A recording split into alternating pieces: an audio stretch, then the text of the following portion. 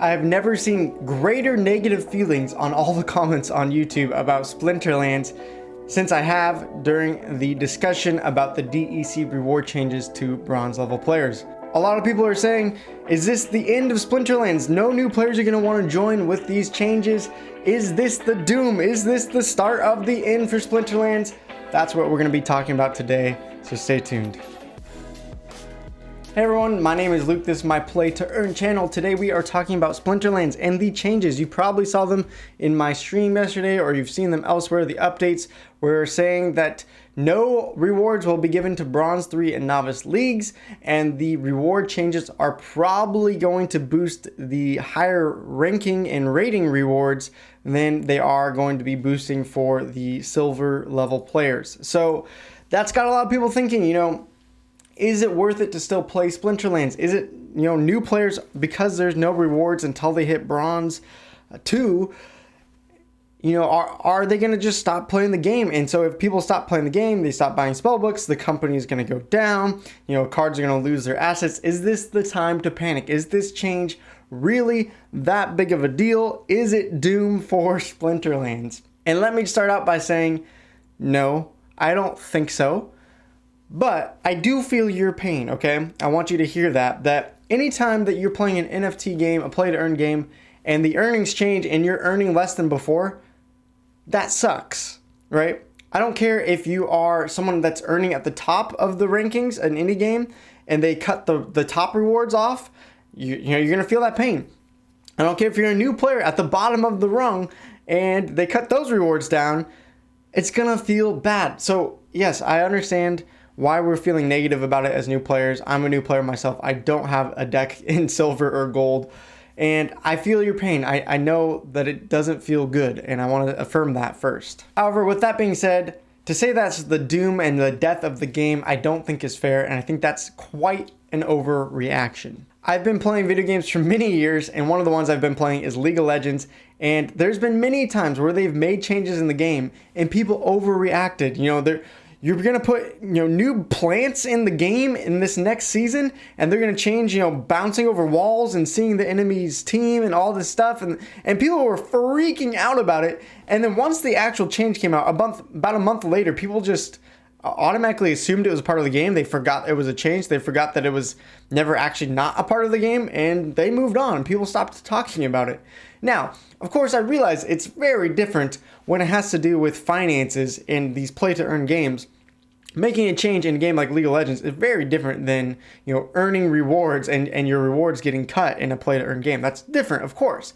But what I'm saying is, we don't know how these changes are actually going to impact the game. To actually say no one's going to want to play this game anymore, no new people are going to jump into this game, we don't know that, okay? So all I'm saying is let's not overreact. More important than now is what happens to the game in 2 months. And we need time to actually look and see what happens to the game before we panic that much. And think about it. The game has so much incentive. The creators of the game have so much incentive to keep the game going and to get new players involved. And if these changes really after a month or two show that the game is tanking, you can bet that they're going to make changes to make it so that new players want to keep playing again. So, just give them time to try to tweak things, to try to work things out. Play to earn games, they are very hard to balance. No one has done it right. No one has done it before. Axie Infinity and Splinterlands are both only 3 years old. This is very new technology. It's going to be hard to figure out what is the balance between rewarding old long-term players and how to fairly onboard new players and get them some rewards as well. And this balance is going to be hard for everyone. So, just give them time and we'll see how this goes. Remember that Splinterlands has hit exponential growth. I think in the AMA they said something like, in 3 years they doubled or tripled the amount of accounts, and then all of a sudden in 1 month it was 10x. I don't know the numbers, I forgot off the top of my head, but it was something crazy like that. And you got to remember that anytime something hits exponential growth, it's hard to keep things steady. It's much easier to slowly grow over time. And when you hit exponential growth in any business, you're going to need time to catch up and figure out what do you need to tweak and change to catch up with the growth that you're seeing. And so let's just give it some time before we make statements like, hey, Splinterlands is doomed and dead. My second point today is that I think we need to change our expectations on NFT play to earn games. I think we've seen way too many games where it pumps up and you're in Crypto Blades and you're earning a couple $100 a day and everyone's making YouTube videos about it, and then new players come in and they buy up $100 worth of assets to start earning a couple $100 a day, and then eventually the bubble bursts because that's not sustainable and everyone's assets and money that they were making goes way down and it crashes. We've seen that time and time again, but there's still this weird expectation in crypto and in NFT gaming that we should be making, instantly thousands of dollars by playing these video games, and that's just not sustainable. One person in the comments, I don't want to call anyone out, but I'm seeing multiple people comment something like this, where it was like, I have $10 into this game, and after one month, I only earned $70. And you're like, what? You're upset about that? You just 7 times your money. You 7x'd your money in 1 month. I don't care if you put in $10, you put in $1,000.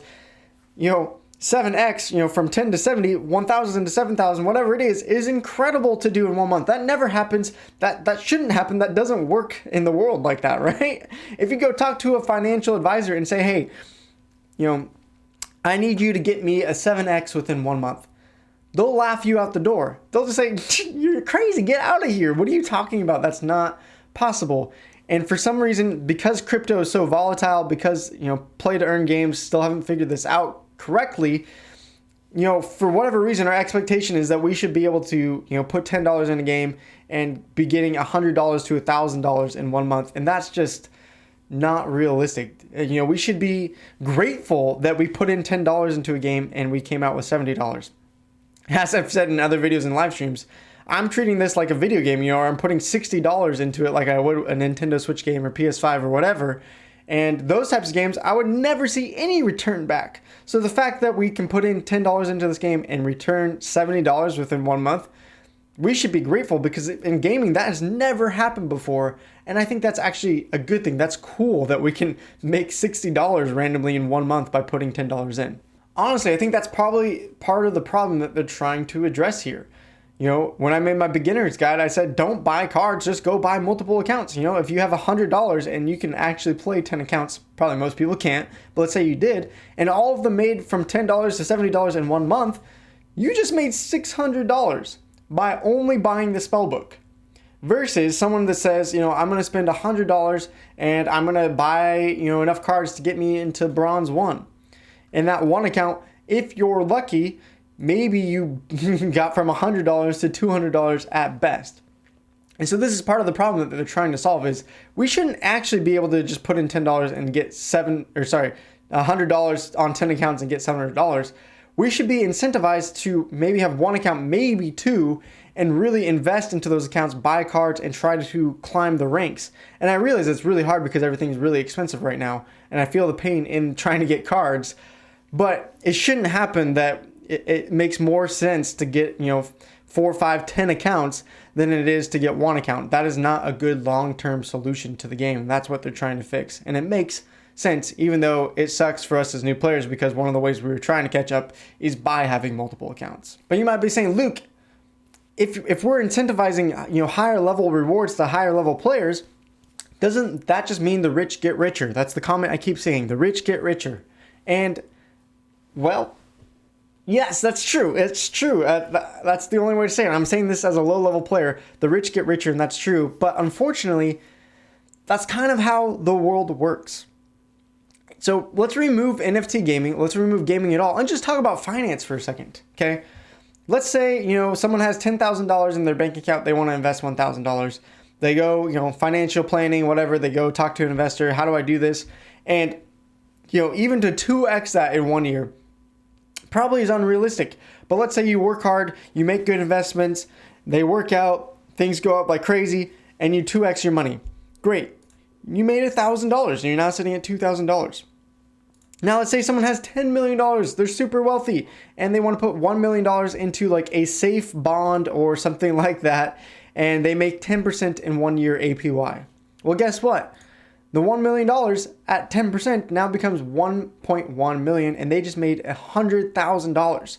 So we over here can work our butts off to get $1,000 and 2x, which would be incredible. And the person with $1 million can just sit in something safe, get 10% APY, and they've made $100,000. Unfortunately, that's just how it works, right? It's easier to generate wealth when you have a bunch of wealth, and that's why the wealthy get wealthier. And it's unfortunate. I don't know what to say. I don't know how to fix that. It's just the way the world works. Maybe someone smarter than me can put in the YouTube comments how to fix this in NFT gaming. But if you want to have a video game that has progression in it, that you climb the ranks and it makes sense to climb the ranks, then the wealthy are going to get wealthier. And that's just the unfortunate reality. The only way you take that away from play to earn gaming is, you can, make the NFTs just skins, and, there's not a play to earn besides selling off your skins. You can make them completely, RNG, like a Lost Relics game. The amount of drops is completely random, and, a low level player could get something good and a high level player could get something bad. That's another way to do it. But if you want your NFTs to have utility in game like Splinterlands, then unfortunately, I don't see any way around it that the rich get richer. It's just the way it works. And again, maybe someone's smarter to figure it out, but unfortunately, I think that's just a reality of the world. And if we want to have gaming and earning and finance combined together, it's just what's going to happen. And I'm saying that as a low-level player that's in this column, not this column. And so it sucks to see the rich get richer, but at the same time, to earn anything in the game, again, is something that I'm still just grateful for and happy about in general. So maybe you disagree with me, and maybe you're saying, I'm done with Splinterlands. I don't like these changes. They're affecting me too much. I want to go find another game. That's totally fine. I'm not trying to downplay that. I'm not trying to say if you want to go find another game, go ahead. That's your choice. I hope you find a game that you love to play and that rewards you well. But I would recommend to everyone, whether it's Splinterlands or another game, right now, the most important thing you can do in NFT gaming is find not just a game you enjoy, but a team that is working on the game that you believe in and that you trust. As I said earlier, NFT games are going to be extremely hard to balance. No one has the road paved, and no one has done this perfectly. And I can guarantee that every game is going to make changes and at some point make the wrong change, and it's going to affect you and other players as well, whether it's Splinterlands or another game. And so what we need to be doing is looking for games with teams that you believe in, because you know that even if they make a mistake, they're going to make it right over time, and they're going to keep developing, they're going to keep improving things until they find that, almost near perfect balance. For me, I actually do believe in the Splinterlands team. I appreciate how open and honest they are. It doesn't mean I agree with every choice that they make. Again, I feel the pain of the lower level player getting nerfed here. But from what I've seen and the AMAs I've watched and the things that I've seen, I actually do believe in this team. They've proved it over 3 years that they can be successful. Even if right now there's going to be pain points and things might go against me and things, might go the wrong way, I believe that they will make this game as good as possible. For you, maybe you don't believe in the team anymore, and maybe that's your breaking point and you want to go find another project with a different team, a different game. That's on you. That's totally fine. But again, find someone that has a good team that you can trust to eventually make things right as they develop. Those are just my open and honest thoughts though, so sorry if it sounds a little bit like a rant, but I wanted to get this out there and share my opinions and thoughts, and I want to be able to be honest about it with you guys, what I'm thinking. And if you disagree with me, I want you to be open and honest and to tell me in the comments below. I try to respond to all my comments. Right now with going back to work, it's hard for me to respond to every comment, but I'm going to do my best to respond when I can.